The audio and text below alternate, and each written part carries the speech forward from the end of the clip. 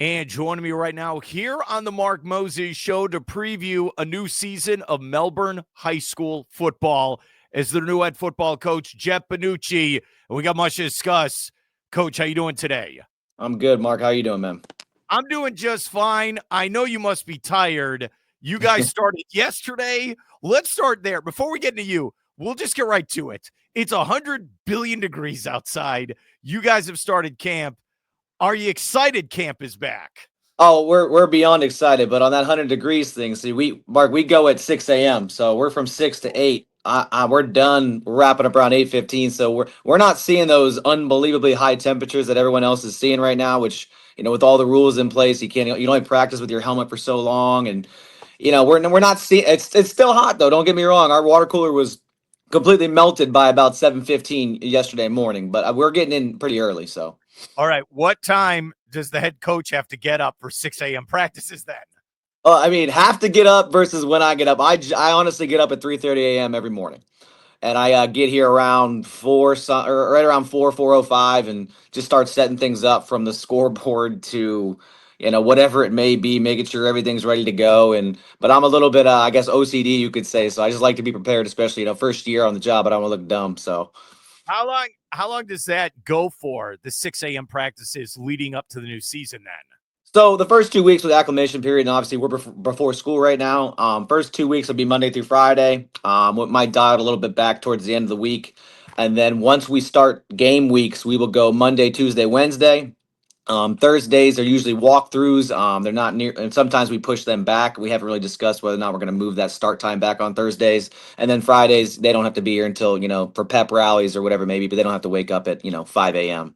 So it's really, really during the season, it's Monday through Wednesday. All right. So, Jeff, the question is then, you had spring practice, then there's this off-season period. What did you tell your players to get them ready for yesterday morning at 6 a.m., that first practice? Well, I mean, honestly, I didn't have to say much. We started off-season workouts. Now, granted, this is year 2 of the process, and a lot of these kids are returners, so this isn't unusual. And then we do our workouts at 7 a.m. This year we moved it back to 7:30, so I could drop off my kids if needed be.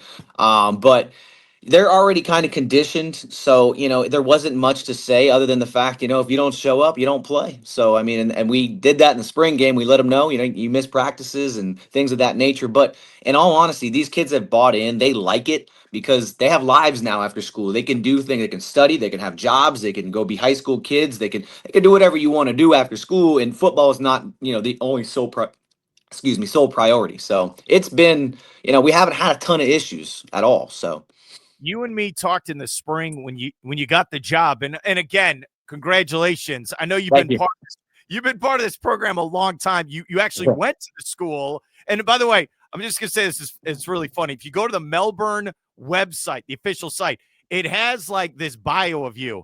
I don't know if it's 100% true. I look at Wikipedia, but it says your 2 children will be future Bulldogs. I mean, if all holds true, it's probably likely. I mean, I literally, I played here in 2003 from 2007.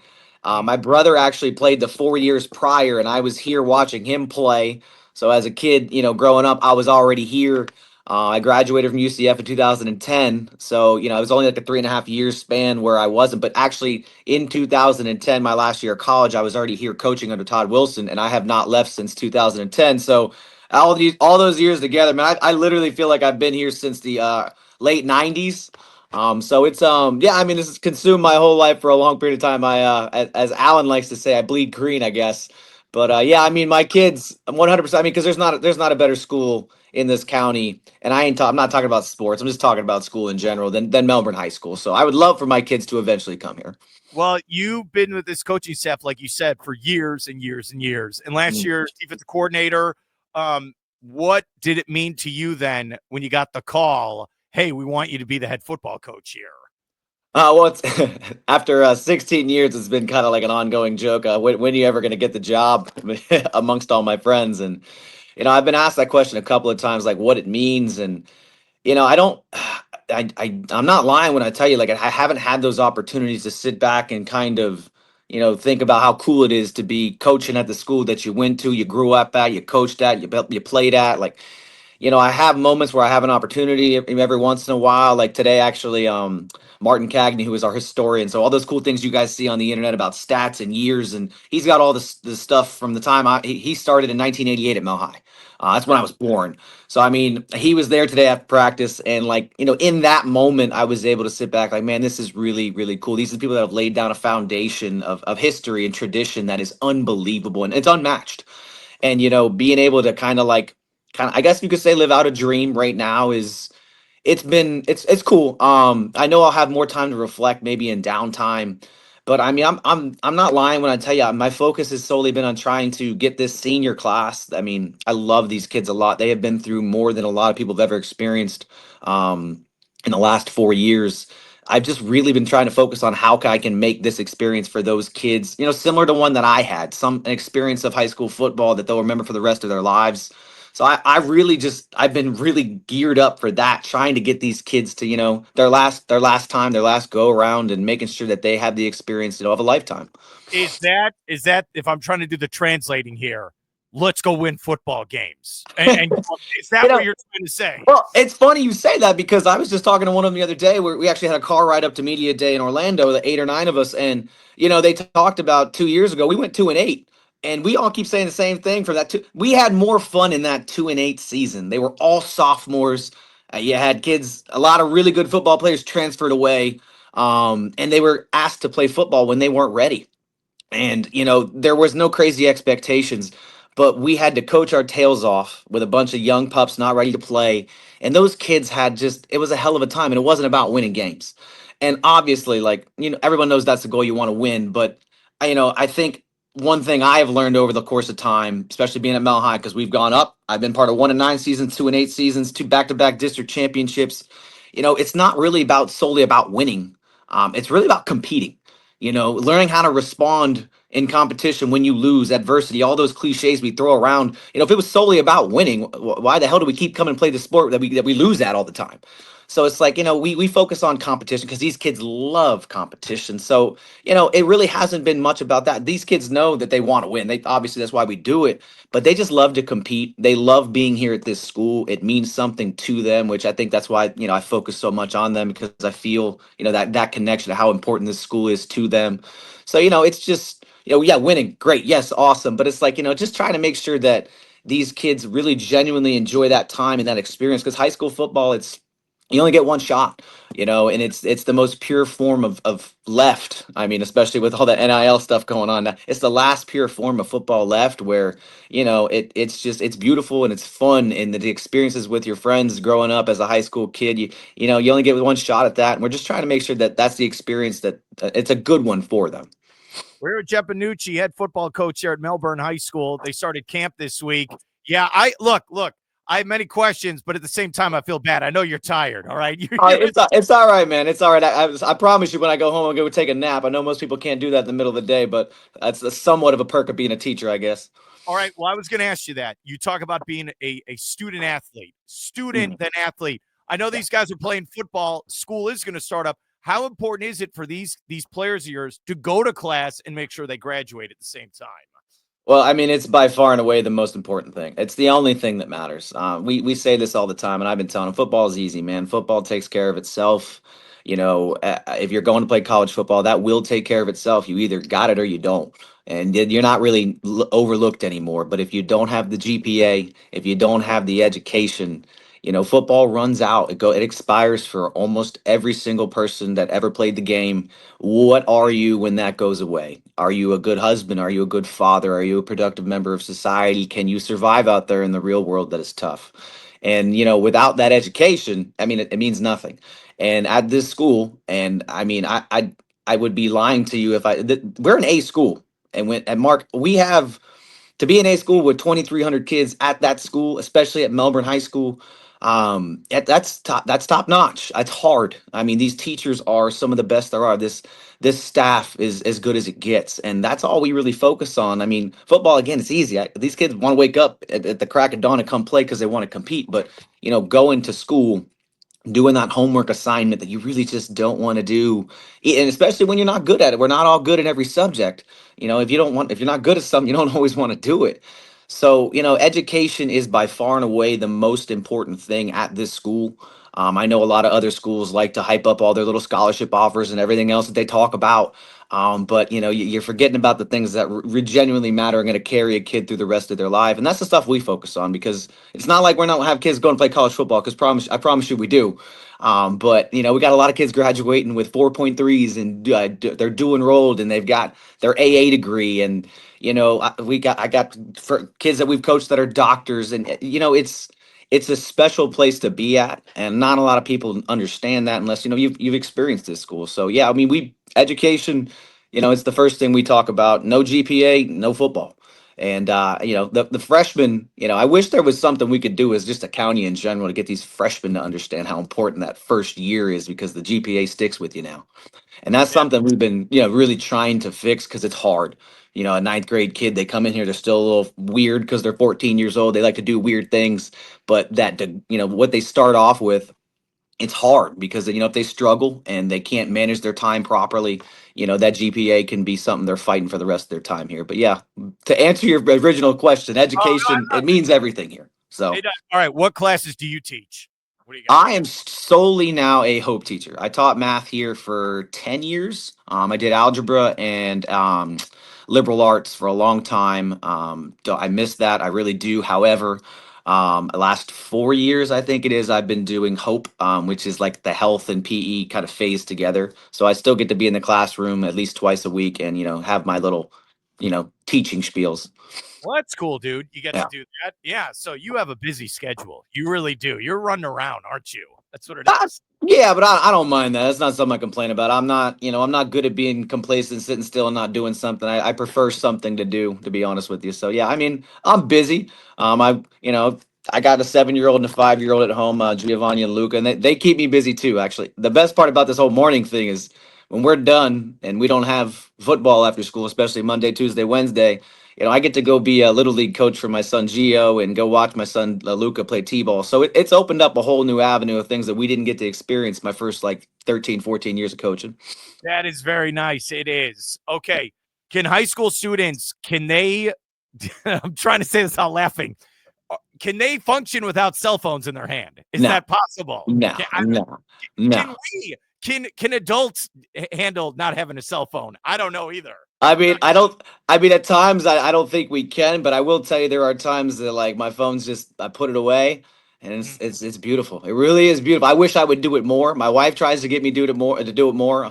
But no, they can't. No, they cannot. The cell phones is brutal. It really is. I feel for them because they need that instant gratification. They need to know now. They have to have it. So yeah, I mean, it's anything to put a picture of themselves in new uniforms on the Instagram.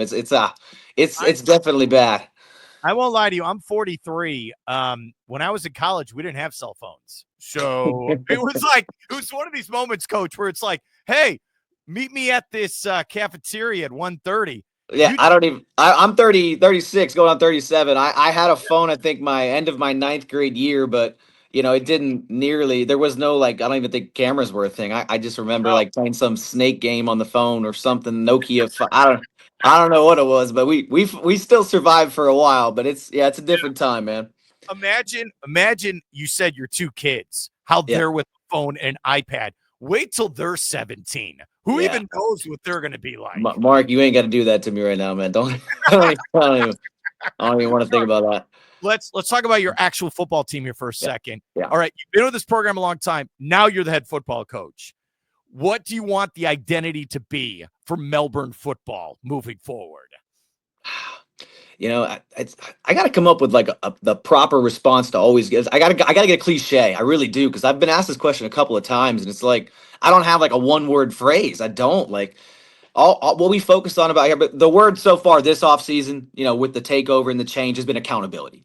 That's just something we have been focusing on, like, understanding that actions in life are going to have consequences. If you don't show up to work, no call, no show, you get fired. You don't put in the work. There's always accountability for actions, and that's something we've been trying to focus on because, that's kind of been lacking with just this genre of kid in general, like just not understanding that accountability works in all phases of life. But as far as like trying to have an identity for our team or just these kids, just I want them to represent themselves the right way. And we had the conversation about it today too. Just the way they carry themselves, the way they handle themselves in on the football field, in the classroom, out there in the real world. I want them to be respectful. I want a person to come back and tell me, hey, that kid from Melbourne High School, man, what a great kid. And I want them to understand like they're a representation of that name on the back of their jersey. Well, it's not their names aren't on the back of the jersey anymore, but they get that one last name, and you gotta be responsible. You gotta do the right things. Talk about character, what you do when nobody's watching. I just want these kids to be respectful, good kids that are going to be productive members to society. And when they get out of here, did we give them the tools to be? You got cut off there for a second. You have your preseason game is, I know it has a name here. What is it? The kickoff classic. Yeah. Yes, you'll have that coming up.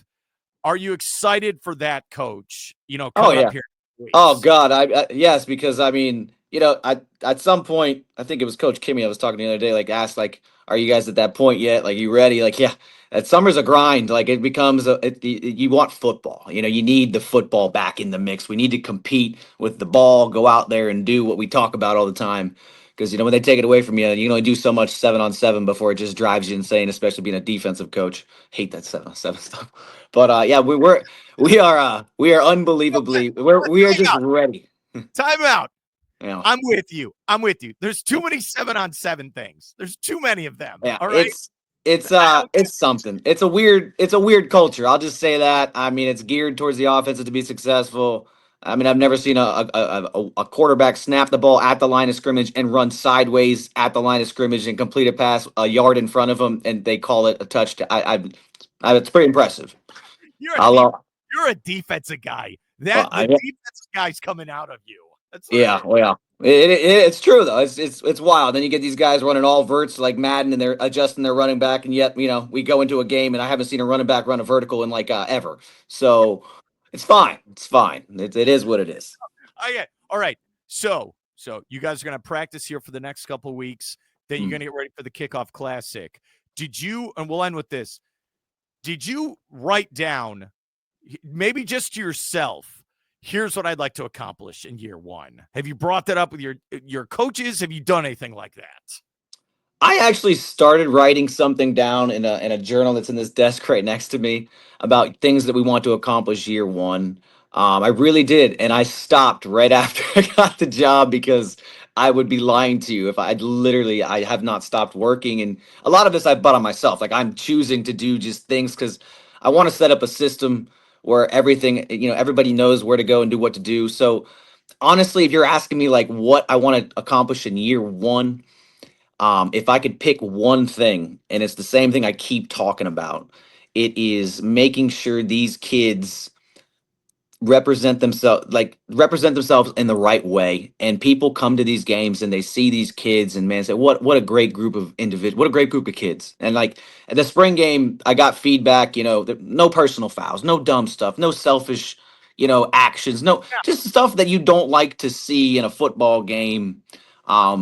That's what I'm trying to get rid of. I want these kids to be, for lack of a better term, the best way I could think of is brotherhood. When I was here, we used to say brother to brother because we spend more time with each other and these kids than our own families for a short period of time. May sometimes 4 months. So, and longer than that if you go into the off season. So, I just want these kids to get back to feeling like they're part of something. And that something is a brotherhood and a family that hasn't been here in a while.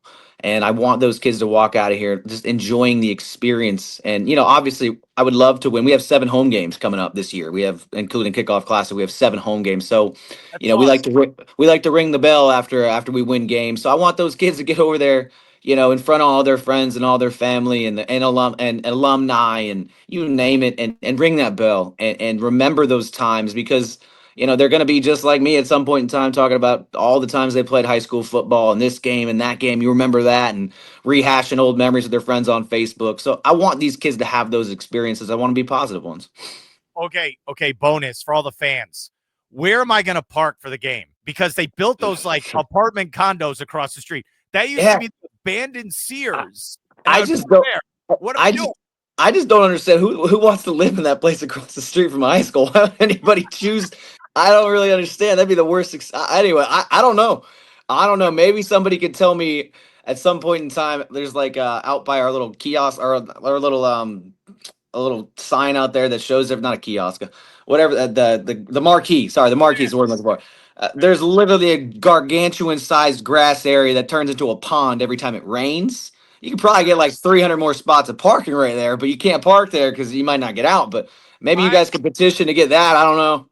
I think what we need to do is we'll call up the Melbourne Police Department because their brand new station across the street is fantastic. Yeah.